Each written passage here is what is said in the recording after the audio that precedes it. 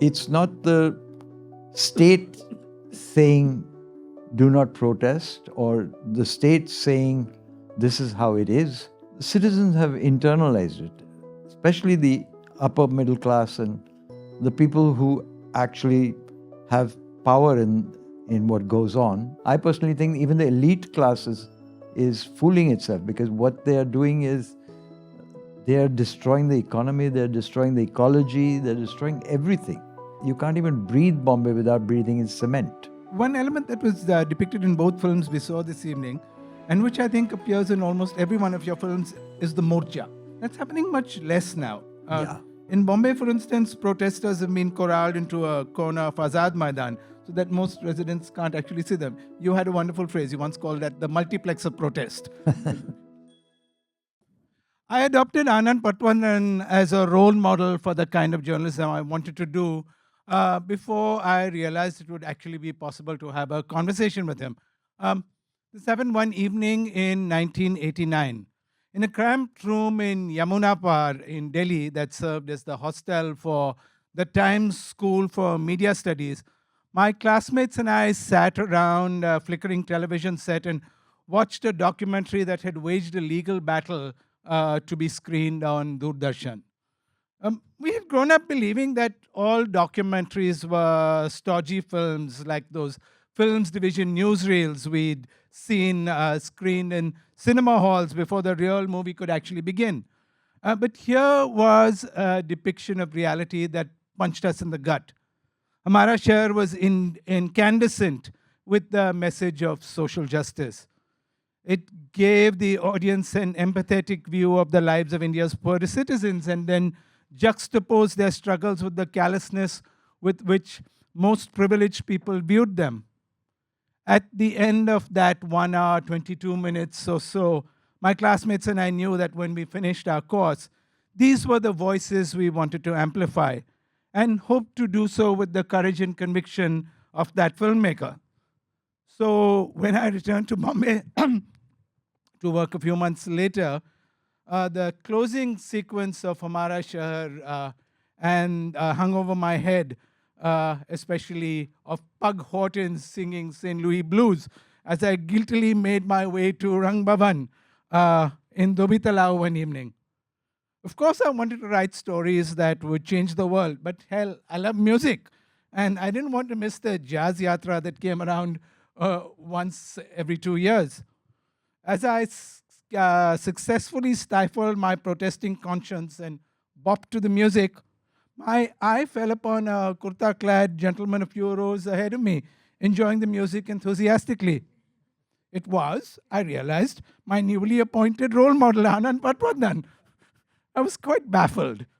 And so, in the break, my 20-year-old self pulled together all the courage I could muster and I marched up to my hero. Mr. Patwardhan, I said indignantly, you denounced the jazz yatra vehemently in Hamara Shahar, so what are you doing here? In my memory of events, Anand smiled gently and explained to me that this sequence wasn't an attempt to condemn the jazz yatra, but to convince people with privilege to be more sensitive to the conditions of our less fortunate neighbors. It was a good lesson for how I continued to try to conduct my journalism, Anand. And in the Catholic fashion, it was as if you'd give me absolution. The second time I saw Anand Patwardhan, we got jostled politely by the security staff at the Taj Mahal Hotel as the police conducted a lathi charge on a Narmada Bachao Andolan activist on the street outside. But that's another story in another film. So Anand, to begin with, I know you touched upon it in your introduction to this film, but can you tell us about the circumstances in which you made Hamara Shahar, the broad circumstances? In 1982, the mill strike had just started and there were police riots in Bombay. In 1984, there were riots in Bhiwandi that left 146 people dead, and that spilled over to Bombay and Thane. What were the debates in Bombay at that time that led you to focus on the housing crisis? Actually, yeah, I've got my mic. So for me, it was a very immediate thing because, as I said in the beginning when I introduced, I had been away from India for a few years doing my masters, and coming back was a shock to see this juxtaposition of rich and poor in the city that I grew up in, but didn't exactly see in the same way uh, in earlier days. And also because of the liberalization process that had begun in India and the need to clean the city for foreign investment, this big demolition campaign was going on. And, I could see it right outside my house. And then I got involved with the civil liberties movement that was trying to fight for the right to shelter. So I got into it by accident. In the beginning, just taking photographs, and then later filming with 16 millimeter. This film, as I've told you often, really hits me personally because it occurs in the neighborhood in which I grew up. This was down the road from me, and when this was happening, I was doing my SSC exams in Bandra Urdu School, right next to, and there are many shots of it in the distance. So And I was really punched me in the gut. And now, did you recognize Baba Siddiqui? I did, and so yeah, Baba Siddiqui again So was there. Baba Siddiqui is the young youth Congress guy saying this is vice president, this is vice president. Unfortunately, he's And no more. in this bizarre moment of deja vu in 2020, in exactly that spot, there was sort of many workers had gathered because they wanted to get onto trains during the lockdown and they were not allowed to. And the police conducted a lathi charge. And when I went there to cover it, there was Baba Siddiqui yet again. It's like he hadn't moved in 35 years. So, of course, he had become more portly and he had a great stake because a little while after that, they demolished the slum that was then known as Shastri Nagar, right behind your slum, which was at that time called the Slaughterhouse slum. Yeah. And he had something to do, he had a great interest Yeah. clearing that land. So, Yeah. Which is now controlled by Shelar. So yeah, early in the film, you have a sequence in which a woman holding her child right against actually the mosque in Bandra Urdu School, and she sort of asks a question that all of us in the media have grappled with. You come and fill your tape recorders with our voices, she says. You let so many people come and take our photo, but how does that benefit us? And the camera cuts away. I bet you've probably faced that question many times in your career. Actually, the camera doesn't cut away. You don't answer. I don't answer, but I was filming her. I mean, it was, the first time you hear that and you start thinking about it, she's right. She's right that, in fact, the act of filming other people's misery and other people's conditions, however you might be motivated for good reasons, but it's still an act of voyeurism. It's almost in the nature of documentary filmmaking or maybe photography that you have to live with the fact that you are doing voyeurism, and then the only way you can justify it is if you convince yourself that this is going to be of some use to the people that you're filming. So it's a way of keeping you honest, to remember that you have to know why you're doing it and who is it for. And as it happened, that was the first day I met the people that were saying, don't film us. But then subsequently we went many times to the area, and we were also helping to organize the resistance in terms of mobilizing slum dwellers. We formed a Nibarak Suraksha Samiti, which lasted for many, many years. It's still alive. I'm not very directly involved, but people fighting for the homeless and people fighting to better conditions. So when she saw the film, loved it, because when we did hundreds of screenings in the slum areas. I mean, Meher is here as well. She took the projector around and showed the film also, as did I. And We did lots of screenings in the whole neighborhood. In the city of Bombay, and we organized protests uh, to the extent that I don't know if you're all too young, but we had at one point after the film won a national award. One of the women in the film went to receive the national award and then talked about it in Delhi. And then one of the slums where I had filmed this is in the Kolaba area. There they got demolished, in spite of the fact that the film had won the national award. Again, the same slum was attacked, and then we went on a hunger strike to get alternate land for the people who were being moved out of Kolaba.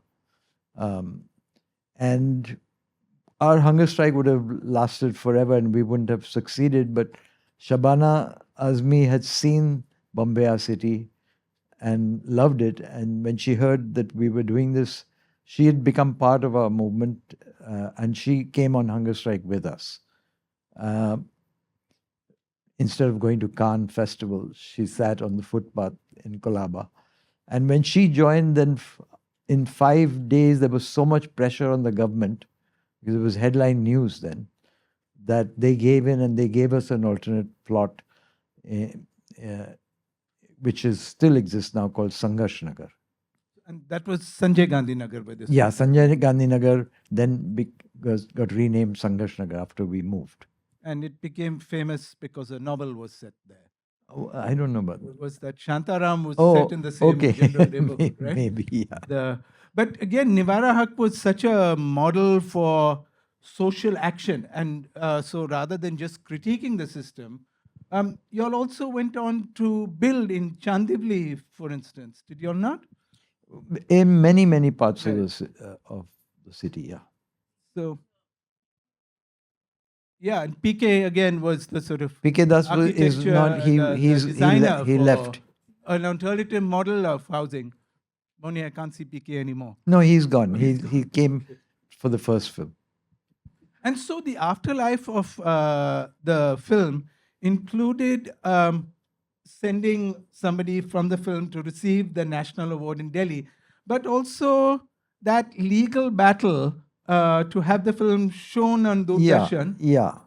So that was another first, in the sense that P.A. Sebastian, lawyer from Bombay, was a friend, said that you've won a national award, then let's try and get it on TV for Doordarshan so everybody can see it. And so we said, why not? So we actually, I wrote letters to Doordarshan, they didn't even reply. Then we sent them, we went to court, then they replied in saying that the film is not fit for telecast. They couldn't come up with good enough reasons for why it was not fit. They just said it's not fit. So we won. It took 3 years, but we won in the Bombay High Court, and the court ordered Doordarshan to telecast the film. It was shown at 11 o'clock at night without any announcement. But the next time we won another case like that, and same thing happened. It was shown later at night. The film that's showing tomorrow on Punjab during the Khalistan movement. So that also won a national award, and that also went on TV. But again, late. Then came Ram Ke Naam, and with Ram Ke Naam, the court this time ordered that it had to be shown at prime time. So Ram Ke Naam was actually telecast at 9 p.m. just after the news. So literally millions of people saw it. Because in those days, we had only Doordarshan. We had these multiple channels didn't exist. They were just beginning, but they hadn't caught on yet. One element that was depicted in both films we saw this evening, and which I think appears in almost every one of your films, is the morcha. And of course, the great music that accompanies that. But big vociferous morchas that surge through the center of our cities. That's happening much less now. Yeah. In Bombay, for instance, protesters have been corralled into a corner of Azad Maidan so that most residents can't actually see them. You had a wonderful phrase. You once called that the multiplex of protest. What's your reading of why we seem to have lost courage to assert our right now to democratic protest? No, the whole, that's why even before the first film, I said that be aware that this emergency is what you're watching. It exists right now in an even worse form. But we are, as members of the elite or the upper middle class, we don't, it doesn't touch us. But the emergency exists in horrific measure for the poor, for Muslims, for Dalits. And so, and what we have lost is the right to protest. You're exactly right that this kind of thousands of people on the street is not allowed. You're not allowed to go anywhere with that kind. I mean, you are if you're like the Maratha Morcha, then you're allowed. But if it's a working class Morcha or it's yeah. So things have gotten much tighter in terms of the control that the rulers have today, and the degree of democracy they allow. One scene that especially jumped out at me was when the residents sort of sit in a circle and pull out their red ration cards that they're counting, I think 41 or something. Documentation and the absence of it is continued to be used by the state as a strategy of control. That was obvious recently in the Bihar special intensive revision of the electoral rolls, in the Assam National Register of Citizens, and of course in the Citizenship Amendment Act 5 years ago, where the slogan was "Kagaj nahi dikhayenge." Which is the movement that the Delhi riots, especially, was used as this by the state as an excuse to create a whole new generation of prisoners of conscience, most of them Muslim. Yeah, In fact, yeah. the Right. last time I saw a film by you, right here, the World Is Our Family, Umar Khalid was in the audience. Yeah. Do you see any differences between how the state responded to No, dissent that during? that was Reason, not Umar. that was Reason. Umar's been in jail for 5 years. This film is only 2 years old. Okay, sorry, I stand corrected. Yeah. What's the difference between how the state responded to dissent during the emergency and now 50 years later when the BJP has appropriated the emergency as its moment of glory? Yeah. Yeah. So, I mean, I think it's much worse because today it's not the state saying do not protest or the state saying this is how it is, but citizens have internalized it, especially the upper middle class and the people who actually have power in what goes on have internalized the reasons why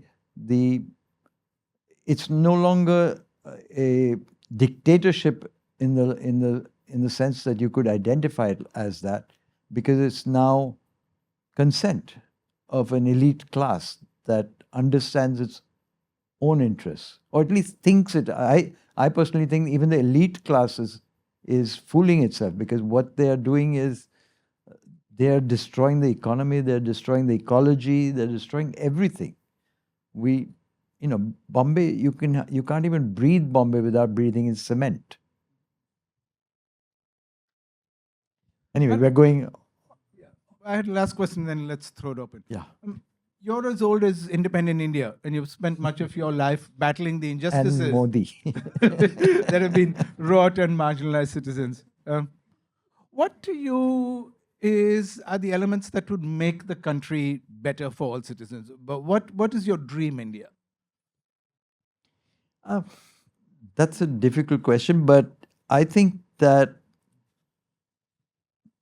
the India that could have been existed in 1947 for a short time. I sometimes, in a imaginary world, think of what India would have been had Gandhi not been murdered in 1948, and had he continued to have influence.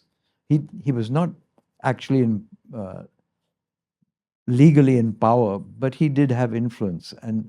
And would he have allowed things to? Would he have allowed the system that he fought for to degenerate to the extent that it has? I don't think so. So I think that the India that we could have been.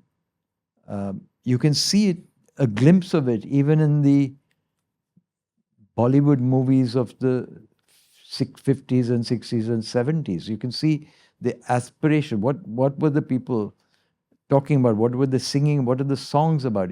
It's funny that if you look at an old movie, you always get a breath. It's delightful to watch these older films compared to what's going on right now. Well, I think this is a note on which we should end. Our friend Harsh Mandar likes to point out that, echoing Martin Luther King, that the arc of the moral universe will eventually bend towards justice, but it doesn't bend unless we pull it.